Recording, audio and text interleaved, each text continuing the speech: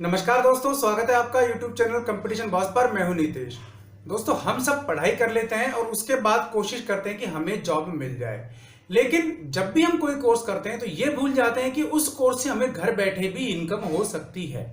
यहाँ सामान्य रूप से देखा जाए तो हम बीए कर लेंगे, फिर बीएड कर लेंगे, फिर टीचर बनने की कोशिश करेंगे, या फिर एलटी का डिप्लोमा कर लेंगे, या फिर कुछ और डिप्लोमा कर लेंगे पैरामेडिकल का, और मेडिकल क्षेत्र में जाने की कोशिश करेंगे। इसी प्रकार विभिन्न कोशिश करते रहते हैं। लेकिन कुछ कोर्स ऐसे हैं जिनमें पहली बात तो ये कि सरकार जितने पद निकालती है उससे आधे ही संख्या में कैंडिडेट अवेलेबल होते हैं, और जब इनका एग्जाम होता है तो वो जितने भी कैंडिडेट फॉर्म अप्लाई करते हैं वो सभी सेलेक्ट हो जाते हैं। उसके बाद भी सीटें खाली रह जाती हैं। और एक तरफ वो कोर्सेज है जिसमें सीट निकलती है मान लीजिए 1000, लेकिन फॉर्म भरे जाते हैं 20 लाख 15 लाख, इस तरह की स्थितियां बनती हैं। तो यहां आपको यही सेलेक्ट करना है कि कोर्स ऐसा कौन सा किया जाए जिसको करने के बाद गवर्नमेंट जॉब तो पक्की हो ही, और अगर ना भी हो तो प्राइवेट सेक्टर में भी आपको अच्छा खासा पेमेंट मिले, और अगर प्राइवेट सेक्टर में भी आप नहीं जा सकते तो आपको उस सर्टिफिकेट यानी कि उस कोर्स के सर्टिफिकेट की बदौलत घर पर बैठे अच्छी खासी इनकम हो सके। यहाँ ऐसे ही एक कोर्स के बारे में बात करेंगे, और इस सीरीज में मैं आपको नए नए कोर्स भी बताता जाऊंगा कि कौन कौन से ऐसे कोर्स हैं जिससे आपको घर बैठे इनकम हो सकती है, या फिर ऐसे कौन से कोर्सेज हैं जिनमें कैंडिडेट की संख्या बहुत ही कम है और जब गवर्नमेंट वैकेंसी निकलती है तो सभी सेलेक्ट हो जाते हैं। ये सभी चीजें आपको मैं लगातार इस वीडियो सीरीज में बताऊंगा। तो फिलहाल आज सबसे पहले बात कर लेते हैं एम.एड कोर्स की, यानी कि मास्टर इन एजुकेशन। अब वो लोग जो बीएड करने के बाद मास्टर बनना चाहते हैं, टीचर बनना चाहते हैं, कहीं प्राइमरी शिक्षक बनना चाहते हैं, पीजीटी टीजीटी बनना चाहते हैं, असिस्टेंट टीचर बनना चाहते हैं, टीचिंग असिस्टेंट बनना चाहते हैं, वो सब ठीक है। लेकिन एम.एड कोर्स करने का भी बहुत फायदा मिलता है और इसमें ज्यादा खर्च भी नहीं है। और ये कोर्स ऐसा है, इसको करने के बाद अगर मान लीजिए आपका गवर्नमेंट जॉब भी नहीं लगता है तो यहां आपको इसमें इतने सारे बेनिफिट्स मिलते हैं कि आपको घर बैठे भी इनकम हो सकती है केवल इस कोर्स के सर्टिफिकेट की बदौलत। वो भी आपको इस वीडियो में बताऊंगा। फिलहाल एम.एड कोर्स के बारे में पूरी जानकारी एक बार हम ले लेते हैं। कौन इस कोर्स को कर सकता है, कहां से कर सकते हैं, इसकी फीस क्या है, इसकी एज लिमिट क्या है, इसका एग्जाम कैसे होता है, और किस प्रकार इसमें एडमिशन प्रोसेस आगे रहता है, ये सारी जानकारियां फिर देखेंगे इससे इनकम किस प्रकार होती है। तो वीडियो मेरे साथ लगातार अंत तक बने रहिए। वीडियो पसंद आए तो लाइक और शेयर जरूर कर देना, चैनल को सब्सक्राइब भी कर लेना। तो सबसे पहले हम बात कर लेते हैं कि इस कोर्स को कौन बंदा कर सकता है, यानी कि इसकी योग्यता के बारे में, यानी कि कौन इस कोर्स को करने के योग्य है। तो देखिए, एम.एड प्रवेश के लिए सामान्य वर्ग यानी कि जो अनरिजर्व कैटेगरी के पुरुष और महिला कैंडिडेट हैं उनके लिए बीएड किया हुआ होना जरूरी है, या वो शिक्षा शास्त्री किए हुए हों, या बीए बीएड किए हुए हों, या बीएससी बीएड किए हुए हों, या बीएलएड उन्होंने किया हुआ हो, या अवर स्नातक उपाधि के साथ, ठीक है। डीएलएड परीक्षा में न्यूनतम 55% या अनुसूचित जाति जनजाति ओबीसी विशेष पिछड़ा वर्ग विकलांग विधवा एवं तलाकशुदा महिलाओं के लिए 50% अंक प्राप्त करने वाले ही आवेदन कर सकते हैं। अवर स्नातक का मतलब क्या होगा, या तो आपने पीजी के साथ डीएलएड किया हुआ हो, ठीक है ना, इसका मतलब यहां ये हुआ, तो ये लोग आवेदन कर सकते हैं।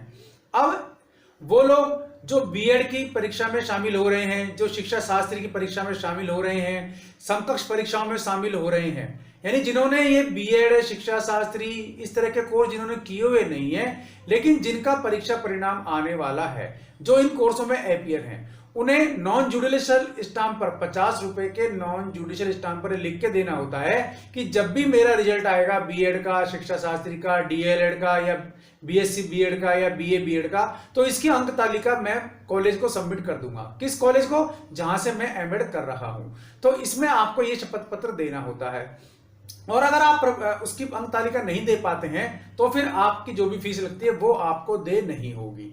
ये थी इसकी योग्यता संबंधी आपकी जानकारी। अब यहां देखते हैं कि इसमें एक फायदा ये है कि आप किसी भी स्टेट के रहने वाले हो, एडमिशन ले सकते हो। सबसे बड़ी बात यह है, राजस्थान में जो एम.एड होती है उसमें तो यही सिस्टम है, और बाकी स्टेट में भी सभी जगह देखेंगे तो यही सिस्टम आपको देखने को मिलता है। बाकी आरक्षण भी यहां दिया हुआ है सभी वर्गों को।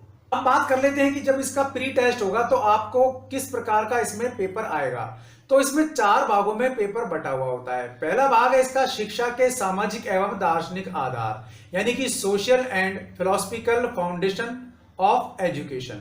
अगला है अधिगम का मनोविज्ञान, यानी साइकोलॉजी ऑफ लर्निंग।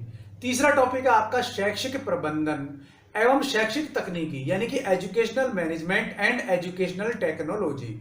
अगला है आपका शिक्षण कुशलता यानी कि टीचिंग एफिशिएंसी। इन चारों पार्ट को मिलाकर के आपके कुल 200 क्वेश्चन आते हैं और प्रत्येक पार्ट में से 50 क्वेश्चन आते हैं। ये सभी बहुविकल्पीय होते हैं, ऑब्जेक्टिव होते हैं। आपको इनमें से सही उत्तर का गोला काला करना होता है। यहां गड़बड़ अगर आप कर दोगे तो आपका एडमिशन होगा भी नहीं, तो यह आपको ध्यान रखना है। 3 घंटे का आपका पेपर होता है। इस 3 घंटे में पूरा जो ये क्वेश्चन पेपर है, ये 600 अंकों का होता है, यानी कि 200 क्वेश्चन, 3 घंटे और 600 अंक। अब प्रत्येक सही उत्तर के लिए यहां 3 अंक दिए जाते हैं। एक फायदा और है कि इस साल इसमें नेगेटिव मार्किंग नहीं है। अब ये राजस्थान की बात मैंने आपको बताई कि यहां इस वर्ष नेगेटिव मार्किंग नहीं है, तो नेक्स्ट ईयर जो भी हो सकता है इसमें चेंज हो, लेकिन इस साल की तो ये फुल गारंटी इन्होंने दे दी है आपको कि यहां नेगेटिव मार्किंग नहीं होगी। अब फीस की बात कर लें तो फीस की जब इसका बात करेंगे हम परीक्षा शुल्क, तो ये आपको 500 रुपए का भुगतान करना पड़ेगा ऑनलाइन चालान के माध्यम से। आप जो भी फॉर्म जमा कराएंगे उसकी आपको 3-3 कॉपियां रखनी पड़ेगी, क्योंकि जब आपका एडमिशन होगा तो 2 कॉपियां आपको कॉलेज में जमा करानी होगी, 1 कॉपी आपके पास रखनी होगी। तो ये आप सभी सर्टिफिकेट अपने, यानी कि आपके एजुकेशन क्वालिफिकेशन संबंधी सभी सर्टिफिकेट, आपका जाति प्रमाण पत्र, निवास प्रमाण पत्र, यदि आप तलाकशुदा, विधवा, विकलांग इस श्रेणी से हैं, पूर्व सैनिक इस श्रेणी से हैं, तो फिर आपको उससे संबंधित प्रमाण पत्र लगाने होंगे। और अगर आप तलाकशुदा की कैटेगरी में हैं तो आपको ये शपथ पत्र में देना होगा कि आपने अभी तक विवाह नहीं किया हुआ है, और आपकी जो कोर्ट से डिग्री पारित होती है तलाक वाली, वो आपको प्रस्तुत करनी होगी। बाद में आप अगर शादी कर लें तो यहां इसमें कोई संबंधित प्रावधान नहीं दिया गया, यानी कि आप कर सकते हैं। ये बात, इसमें आपका एडमिशन हो जाता है और इसके बाद आपको एमएड कोर्स करने की पूरी सुविधा मिल जाती है। तो ये तो था एमएड कोर्स का पूरा प्रोसेस और इससे संबंधित प्रावधान। एमएड कोर्स की फीस भी ज्यादा नहीं है, हर यूनिवर्सिटी अपने अपने हिसाब से अलग अलग फीस रखती है। अब सबसे बड़ी बात आती है कि इससे बेनिफिट कैसे मिलेगा। तो जो लोग ऑलरेडी टीचिंग जॉब में हैं, अगर वो इस कोर्स को करते हैं तो उसको एक अच्छा खासा अलग से इंक्रीमेंट मिलने की भी सुविधा देती है गवर्नमेंट। चलिए, ये भी नहीं है तो फिर आपके जो एकेडमिक क्वालिफिकेशन है उसमें तो आप एक कदम आगे ही रहते हैं। अब वो लोग जो गवर्नमेंट जॉब में नहीं है या जो कहीं जॉब नहीं कर रहे, वो एमएड कोर्स क्यों करें? तो देखिए, बीएड करने वालों की भरमार तो इस तरीके से है जैसे भीड़ों का झुंड। काफी सारे लोग बीएड किए हुए हैं, लेकिन एमएड करने वालों की संख्या काफी कम होती है। तो जब बंदा एमएड कर लेता है और उसमें 60% से ऊपर अच्छे खासे अंक बना लेता है, तो 60% मैंने इसलिए कहा कि इसमें बड़े आराम से अंक आ जाते हैं अगर आप मेहनत करते हैं तो। जितने ज्यादा नंबर लाएं अच्छा है। उससे बेनिफिट आपको यह मिलता है कि जितने भी बीएड कॉलेज होते हैं किसी भी स्टेट में, उन सब बीएड कॉलेज में जो टीचर्स होते हैं उनको एमएड योग्यता अनिवार्य होती है। तो आप प्राइवेट बीएड कॉलेज में अच्छी खासी सैलरी पर पढ़ा सकते हैं। अब वहां आप कहेंगे सैलरी बहुत कम है, लेकिन बेरोजगारी से अच्छा है कि 15-20 हजार जो भी सैलरी मिलती है बीएड करने के बाद एमएड कॉलेज में, वो आपके लिए अच्छा रहता है।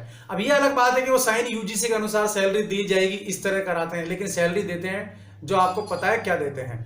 अब इसमें एक चीज और है, अगर मान लीजिए आपको कहीं जॉब नहीं मिलती है तो काफी सारे कॉलेजेस ऐसे हैं जो केवल आपके सर्टिफिकेट के आधार पर आपको मंथली पेमेंट करते हैं, यानी कि आपको महीने के 3 से 4 हजार रुपए केवल सर्टिफिकेट लगाने के घर बैठे मिल जाएंगे। तो ऐसे काफी सारे मेरे भाई बहन हैं जो सर्टिफिकेट यूज करते हैं और जॉब किसी दूसरी जगह करते हैं। हालांकि कहीं कहीं सख्ती है, एक सर्टिफिकेट 2 जगह नहीं चल सकता, लेकिन अभी भी कुछ राज्यों में क्या हो रहा है कि एक बंदा एक जगह सर्विस कर रहा है, वहां से उसको 15-20 हजार रुपए सैलरी मिल रही है, और दूसरी जगह उसने अपना सर्टिफिकेट लगाया हुआ है, यानी कि एक ही बंदा 2 जगह सर्टिफिकेट लगाता है। इस तरह के केस भी देखने को मिलते हैं, लेकिन आप इस तरह का नहीं करें तो ही ज्यादा अच्छा है। आप जहां पढ़ा रहे हैं वहीं अपना सर्टिफिकेट अपने साथ रखें और वहीं उसी कॉलेज में उसको लगाएं, तो ये आपको बेनिफिट मिलेगा। इस तरीके से आपको अच्छा खासा फायदा होता है एमएड कोर्स पूरा करने के बाद। इसके अलावा भी एमएड जब आप कर लेते हैं तो आपको नॉलेज इतना अच्छा साउंड हो जाता है कि जब आप किसी भी एग्जाम में बैठते हैं तो टीचिंग संबंधी योग्यता वाला जो भी आपका पार्ट है वो आपका बहुत अच्छा कंठस्थ हो जाता है और आपको उसमें एक कदम ज्यादा ही नंबर मिलते हैं। अब वो किसी भी स्तर का एग्जाम हो, चाहे आप टीचिंग वाला एग्जाम दे, वहां भी आपको बेनिफिट मिलता है। बाकी काफी सारे कॉलेज ऐसे हैं जो हाई क्वालिफिकेशन को मान्यता अधिक देते हैं, हाई क्वालिफिकेशन वाले को ज्यादा चांस रहते हैं सेलेक्ट होने के। ऐसा प्राइवेट सेक्टर में ज्यादा होता है, तो वहां भी आपको बेनिफिट मिल सकता है।